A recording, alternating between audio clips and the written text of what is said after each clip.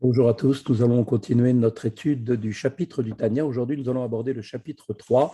Dans le premier chapitre, nous avions donc compris que dans le corps d'un homme se trouve son âme animale, avec toutes ses particularités, toutes les forces qui nous poussent à aller dans le sens de vouloir s'approcher le plus possible de la matière et de rejeter toutes sortes de formes de spiritualité.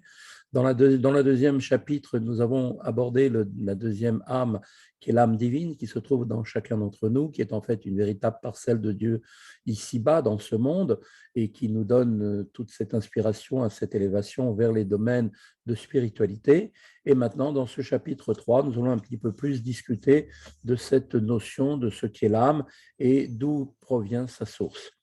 Tout de suite, dans le texte du Tanya, chapitre 3. Or,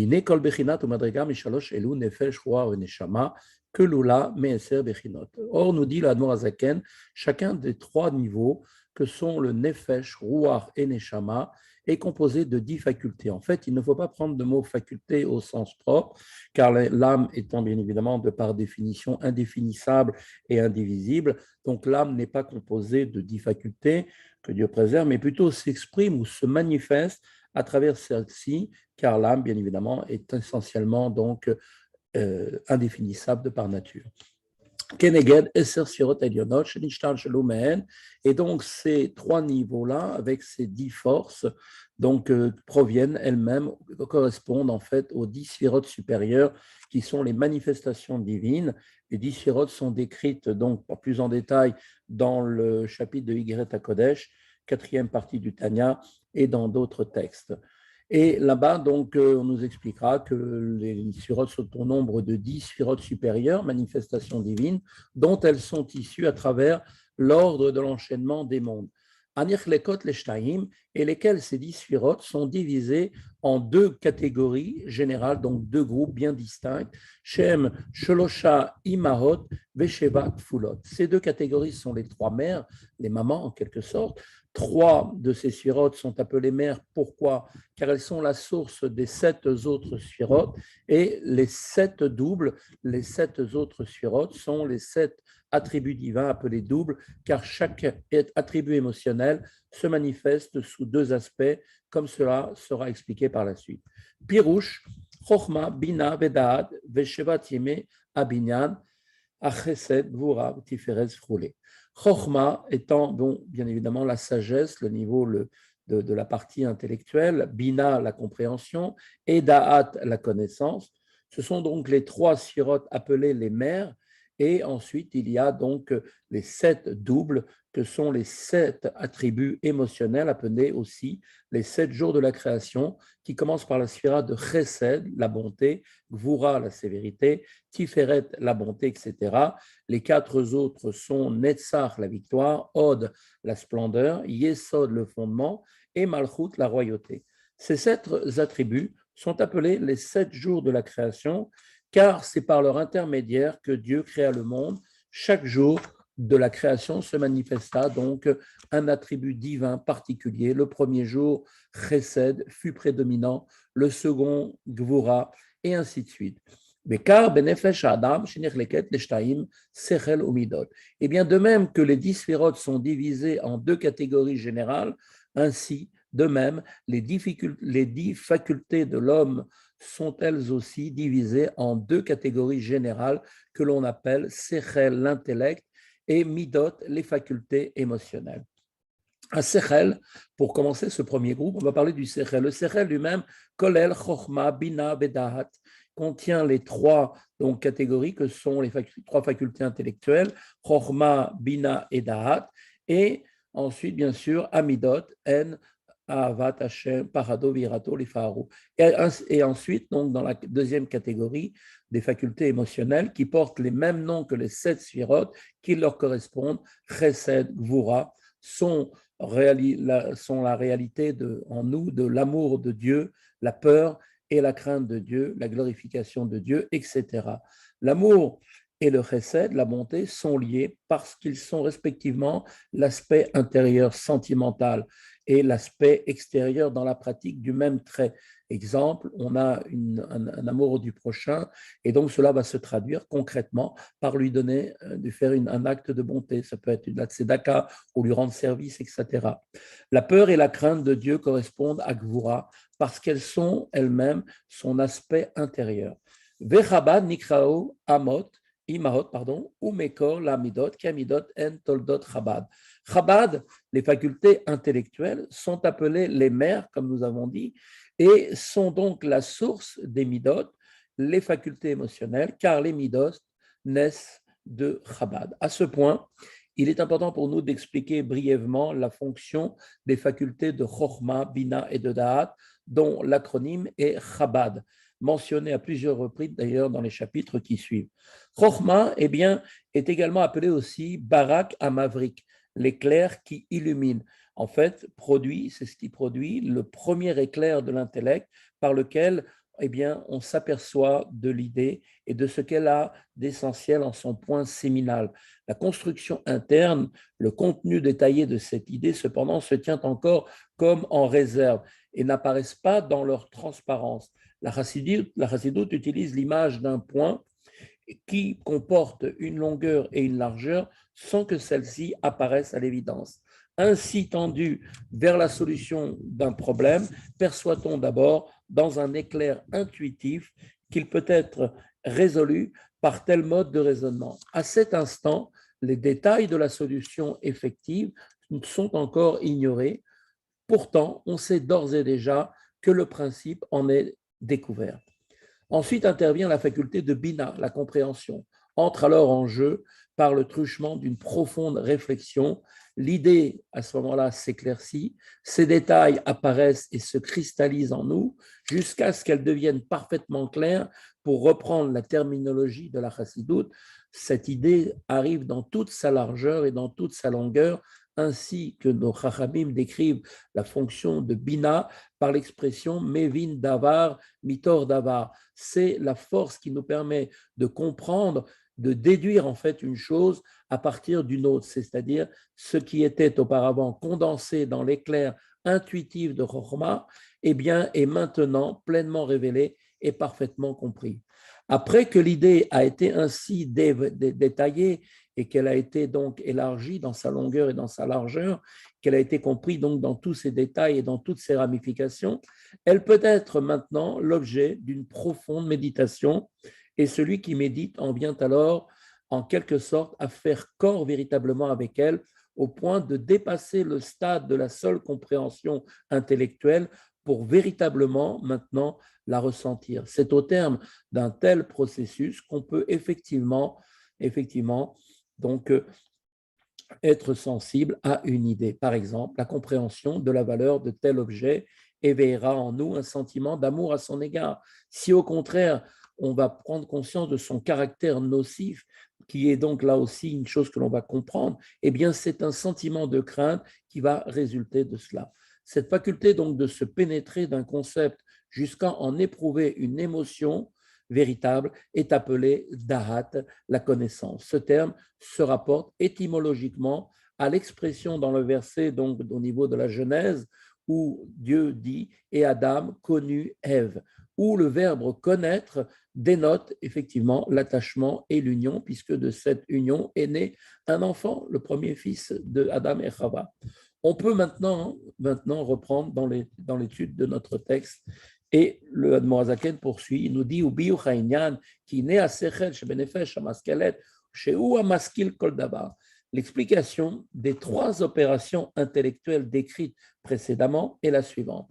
La faculté intellectuelle de l'âme rationnelle qui conçoit chaque chose, c'est-à-dire la faculté qui perçoit le point séminal d'une idée en produisant le premier éclair d'illumination comme il vient d'être expliqué dans Chochma, Nikra Beshem Chochma est appelé Chochma, terme lui-même qui est composé des deux mots Koachma. Koachma, la faculté du quoi, la notion donc de la question.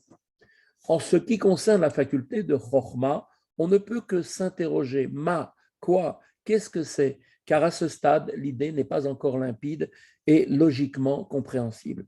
Ensuite, dans le processus intellectuel que chez Motsi, Kocho et la Poël, quand il s'exprime, il exprime cette idée condensée de l'état potentiel dans lequel elle était dans Chokhmah à l'état effectif, c'est-à-dire qu'il réfléchit au moyen de son intellect sur le point séminal de Chokhmah pour le comprendre dans sa plénitude. En d'autres termes, sont pensés l'ensemble des détails qui constituent la totalité de l'idée particulière, comme on l'avait dit, en sa longueur et en sa largeur. Ces deux métaphores traditionnelles ont en fait un sens précis. La longueur fait référence à l'étendue d'une idée lorsqu'un concept profond est amené à un niveau où il peut être plus aisément compris, par exemple au moyen d'une parabole, on dit qu'il a été étendu et il est ainsi devenu plus intelligible pour celui dont l'esprit est moins agile.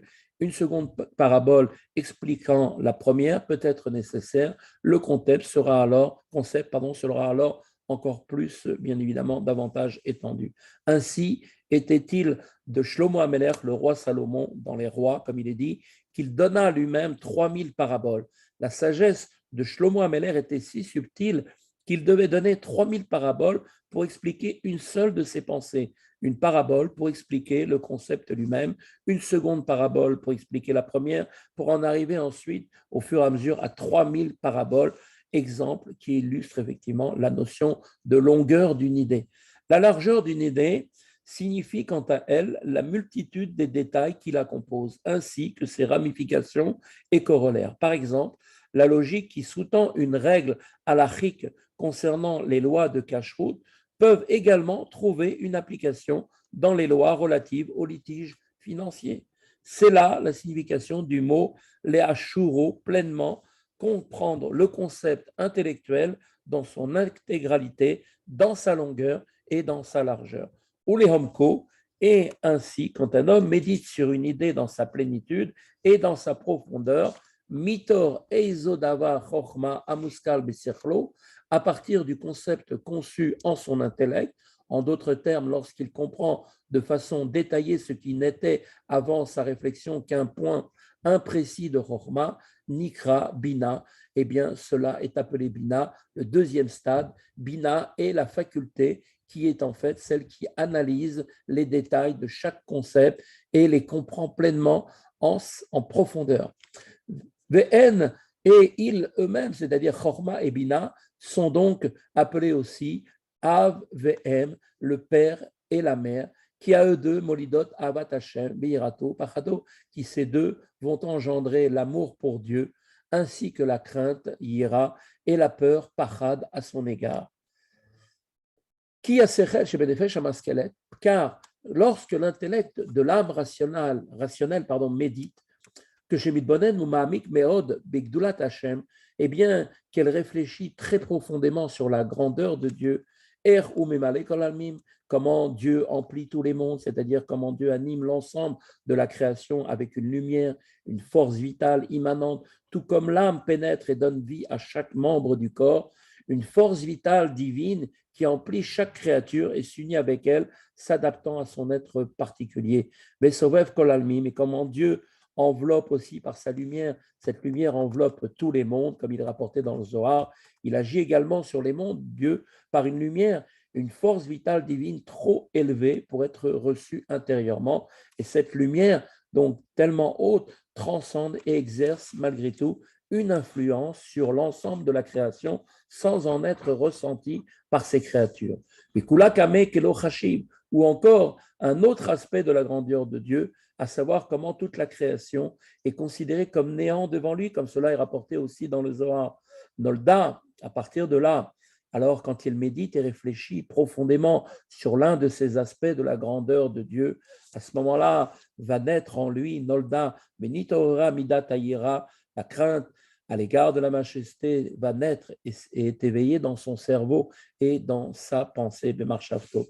L'ira ou l'idboshesh, migdulato idbarer, c'est-à-dire qu'à partir de cette prise de conscience, la crainte et l'humilité devant sa grandeur, béni soit-il, va apparaître chez En la Sov et Tachlit, car il va prendre conscience que sa grandeur est sans fin et sans limite. En d'autres termes, un sentiment d'humilité et de honte se mêle à sa crainte de Dieu, à l'image de la crainte que l'on ressent en présence d'un grand sage ou d'un juste éminent, crainte qui se traduit toujours par un état d'humilité à son égard, ou par Had Hashem Belibo, et à ce moment-là, il va aussi engendrer en son cœur une peur de Dieu. Ainsi, la méditation sur la grandeur de Dieu éveille donc la crainte et la peur à son égard, et donc c'est une manifestation de l'attribut de Gvura, la sévérité. Veshuv, et ensuite, il n'en restera pas là. Yitlaev libo be'ava aza kerash pe'esh. Et donc, cette contemplation donnera naissance à un amour pour Dieu qui donc est une manifestation de l'attribut de chesed, de la bonté, si bien que son cœur, après avoir ressenti cette frayeur, eh bien son cœur va maintenant, donc si on peut dire, s'enflammer d'un puissant amour pour Dieu, semblable à des flammes ardentes avec une passion, un désir, une envie et une âme languissante. Comme marqué dans le texte,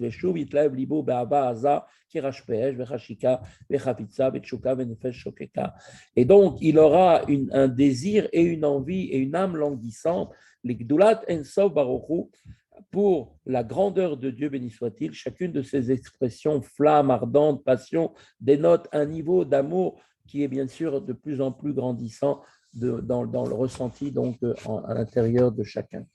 Et c'est là le sens même de ce qu'on désigne dans le sens de Kalut Anefesh, une passion consumante de l'âme, qui est comme il est dit, d'ailleurs, il est rapporté dans les psaumes, dans le Télim 84, verset 3, mon âme, je te désire, elle défaille, et mon âme a soif de Dieu, et encore, mon âme a soif de toi. Dans les mots, Yersefta vegam kalta nafshi begomer uktiv tsama nafshi lelokim vechule uktiv tsama lecha nafshi begomer. Cet amour pour Dieu est si intense que l'âme risquerait d'être consumée par ces flammes ardentes et se voudrait d'abandonner le corps. Et de fait, si ce danger n'était pas anticipé et cet amour dès lors contenu, l'homme eh bien, quitterait ce monde comme l'ont fait Nadav et Avihu, les fils de Aaron à Cohen.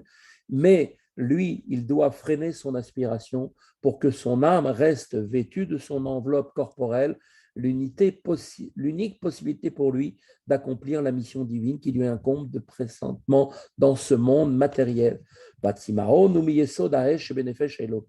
Et cette soif d'amour dérive ni plus ni moins de l'élément de feu de l'âme divine. Comme vous vous rappelez, nous avons donc ces 4 éléments qui sont aussi maintenant présents dans l'âme divine. Que Moshe Katuv, Atvihim, en effet, comme l'expliquent les sciences des naturalistes, comme il l'explique, et c'est également aussi ce qui est écrit dans le Etz Chaim, l'élément de feu est situé dans le cœur de l'homme. Tandis que la source de l'élément d'eau et d'humilité se trouve, lui, dans la partie du cerveau. Comme cela est expliqué dans le Etz Chaim, le commentaire du Harizal, nous explique là-bas que Sha'arnoun, à la porte 50, nous dit là-bas, eh bien que la source de l'eau est le niveau de Chokhma qui est appelé l'eau de l'âme divine. Parce que le cœur est le siège des sentiments, donc la chaleur, on dit qu'il est la demeure de l'élément de feu. À l'opposé, le cerveau, siège de l'intellect, froid, de la sérénité et de l'intelligence mesurée, est la source de l'élément d'eau qui lui aussi est froid. Il en est de même de l'intellect et des sentiments de l'âme divine. L'ardeur et la passion de l'amour éprouvé envers Dieu s'expriment dans le cœur. Cette passion est si intense que l'âme désire quitter le corps, Kalut Hanefesh. Toutefois, le cerveau demeure froid. Son aptitude à apprécier calmement une situation va lui permettre de comprendre que Dieu a pour volonté que l'âme demeure vêtue du corps afin d'accomplir la Torah et les mitzvot dans ce monde précisément. Et cette prise de conscience va donc refroidir et va apaiser l'ardeur du cœur et empêcher l'âme de se consumer dans cette notion de Kalut Hanefesh où elle va totalement sortir de ses limites de son corps et vouloir se fondre en Dieu. Rabbi Shneur Zalman a décrit jusqu'à présent le processus d'éveil des deux midotes principales, l'amour et la crainte de Dieu à partir de l'intellect. Qu'en est-il maintenant des autres midotes, des autres sentiments?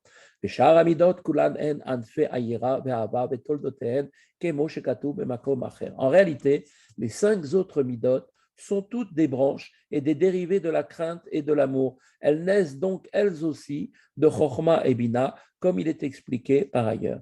Ce qui a été jusqu'à présent donc expliqué nous explique pourquoi Chochma et Bina sont appelés maintenant le père et la mère des Midot, car c'est au moyen de la réflexion de Chochma et Bina que naissent ensuite les sentiments, les Midot.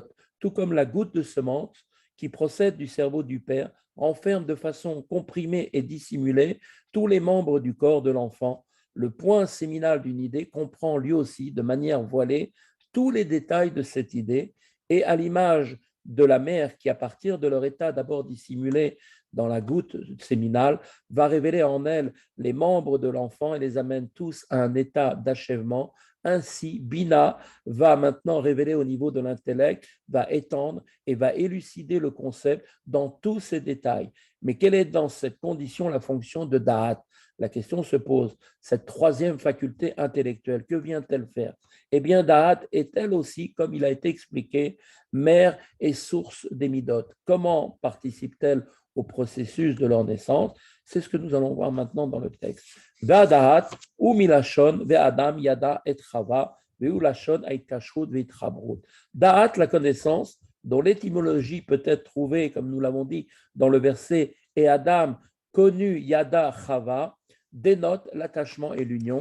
Donc, la relation qui permet d'avoir un enfant est appelée Da'at, la connaissance. Pourquoi? Parce que, de la même manière, qu'est-ce qu'on voit?